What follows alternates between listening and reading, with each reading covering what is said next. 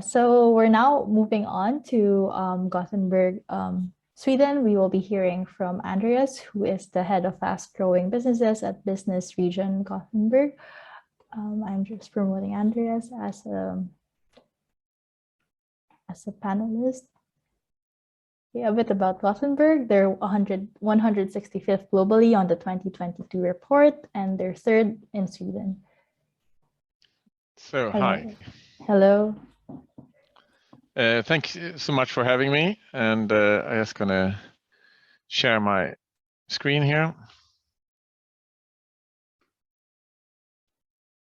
So I hope you can follow me now.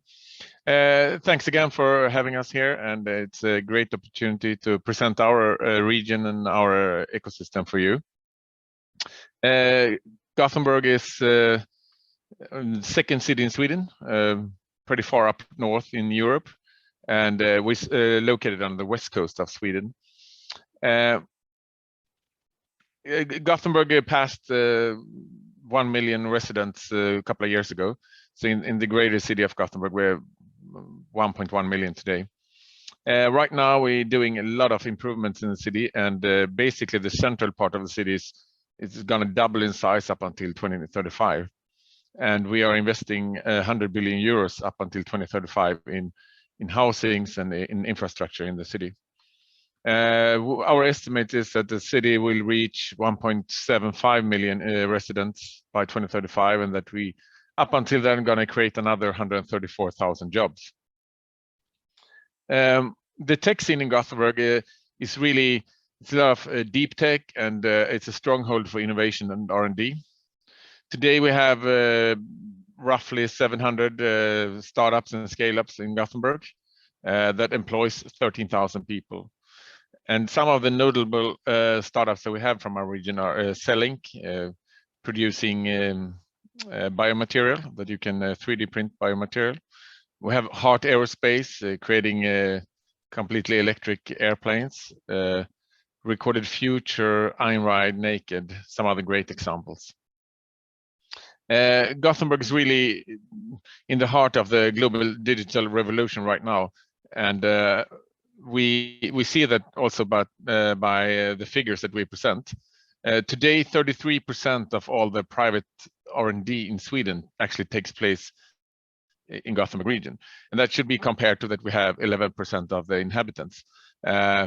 So it's a really strong focus on R&D in the region here, and that is of course thanks to that we have a lot of major companies here that are driving the development to the future, and also becoming really great. They're setting the agenda, and they're bringing all the startups and scale-ups with them, and really developing forefront technology for the future. The strongholds in terms of industries are of course mobility, with the Volvo companies headquartered here, but also a big portion within life science with Essity and AstraZeneca having great research sites here, and of course Ericsson for connectivity and 5G and 6G development for the future. Right now we see a very high interest in Gothenburg. So this year so far we have announced 4,500 new jobs due to establishments. As an example, we have one research center and one new battery factory that are under development. It's going to open up in Gothenburg in the coming years. One thing that is really in the essence for our region is collaboration, and we believe a lot in that, and also the big companies do that. So some of them have created their own facilities where they can invite scale-up companies and startup companies to develop together with them. So we have the BioVenture Hub within AstraZeneca. We have the Mobility X Lab for big portion of the transportation industry. CampX by Volvo and Ericsson One, great examples where the global players invite the scale-up companies to develop together. We also believe in test beds, and we have today more than 60 active test beds within different fields where you can try something virtually, you can try it in lab, or you can try something in real city environments.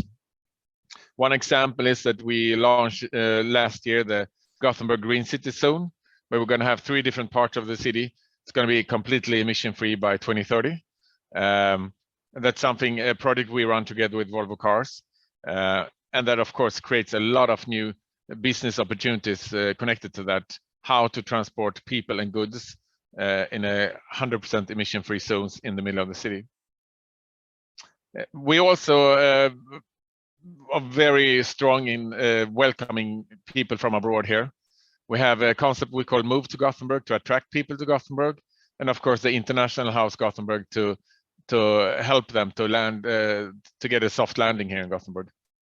Historically, we're pretty good in attracting engineers here, but we are moving forward to actually be better in attracting entrepreneurs as well, and people wanting to work in the tech companies rather than in the major global companies. So that's the next step for us in that development. We're kind of proud of that we rank very, very good in different rankings. That's the best sustainable city in the world. We have really good in human capital and lifestyle among the European cities. And we also believe in what also Berlin mentioned earlier, that it's so important that people also can have a life outside job and find our region attractive. So we put a lot of effort into that. What we're missing here is that we also want to climb, of course, in the rankings for a startup ecosystem, and that's something we're working actively on right now to, in a couple of years, be able to put that up here as well. So the next step for the startup ecosystem is to actively, through different activities, attract more capital to the city, create more meeting places, and create more affordable offices.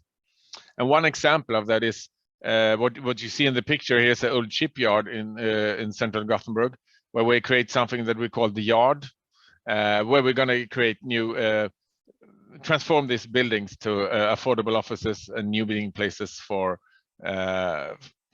startup and scale-up companies. And that's in the direct vicinity of the Geely Innovation Center and the Lindemann Science Park that holds more than 400 companies today already.